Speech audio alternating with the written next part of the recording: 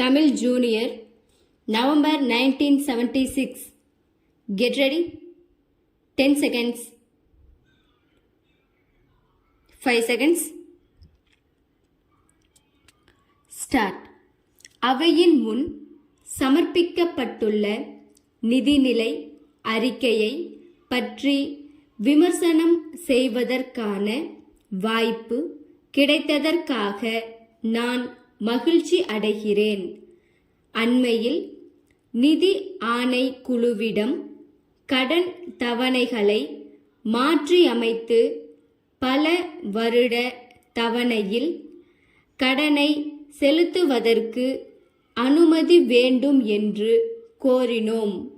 சட்டமன்றத்திலும் கட்சி வித்தியாசமின்றி எல்லா கட்சிகளும் ஏகமனதாக அவ்வாறு கூறியிருந்தோம்.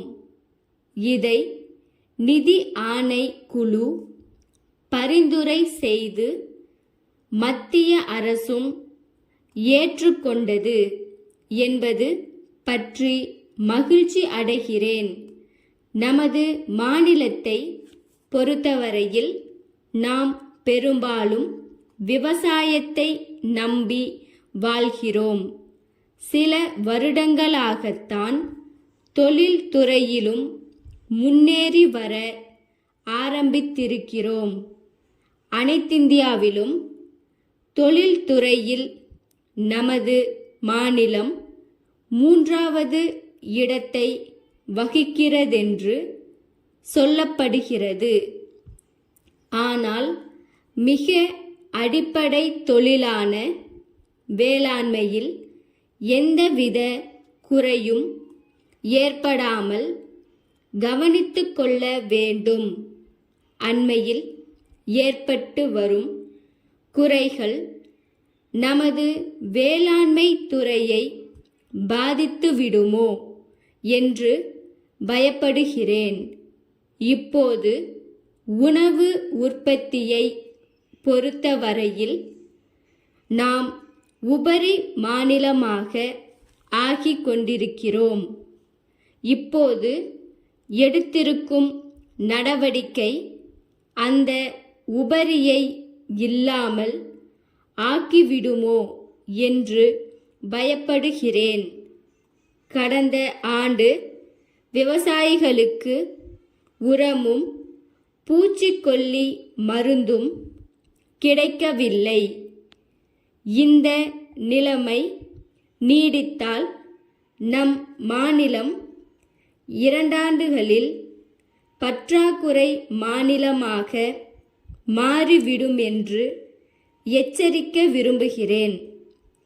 சிறிது காலமாக தொழில்களை தேசியமயமாக்குவதில் இதர மாநில அரசுகளையும் மத்திய அரசையும் விட நமது மாநிலம் முதலில் நிற்கிறது. தேசியமயமாக்குவது நல்லதுதான். ஆனால் அதற்கு வேண்டிய பாதுகாப்புகளை நாம் செய்யவில்லை. தேசியமயமாக்குவதற்கு முன்னால் இருந்ததை விட அதற்கு பிறகு தொழிலாளர்களுக்கும் மக்களுக்கும் நன்மை அதிகம் என்று எந்த ஒரு தொழிலையாவது சுட்டிக்காட்ட முடிகிறதா? முன்பு இருந்ததை விட இப்போது வேலை நிறுத்தங்கள் அதிகமாகி இருக்கின்றன. பொருள் திருட்டு போவது அதிகமாகி இருக்கிறது. இந்த மாதிரி குறைகள் ஏற்பட்டிருக்கின்றன. இதற்கெல்லாம் பாதுகாப்பு ஏற்பட வேண்டும். என் சிறிய யோசனை ஒன்றை சொல்கிறேன். நாட்டுடைமையாக்கப்பட்ட எந்த தொழிலிலும் தொழிலாளர்களுக்கு நிர்வாகத்தில் பங்கு கொடுத்து அதில் அவர்களை சேர்த்து கொள்ள வேண்டும். எக்காரணத்தை முன்னிட்டும் வேலை நிறுத்தங்கள் ஏற்படக்கூடாது என்பதை நாம் அனைவரும் உணர வேண்டும்.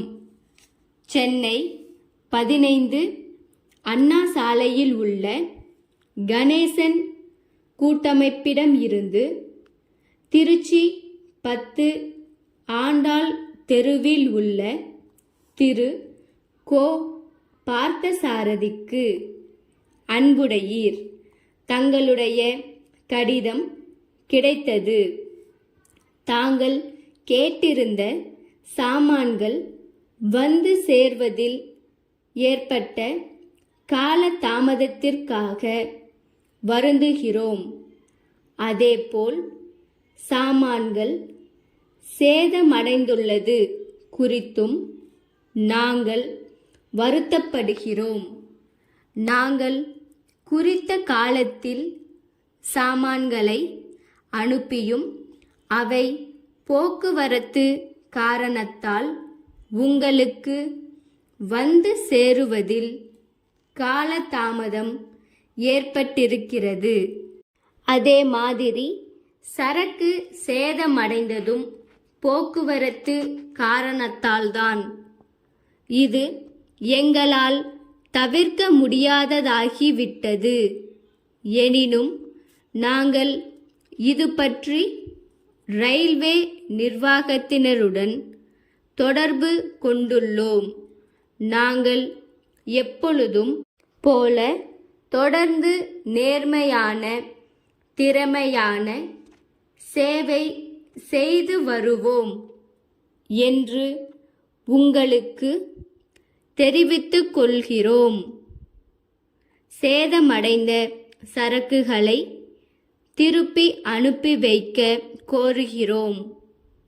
தங்கள் உண்மையுள்ள ஸ்டாப்.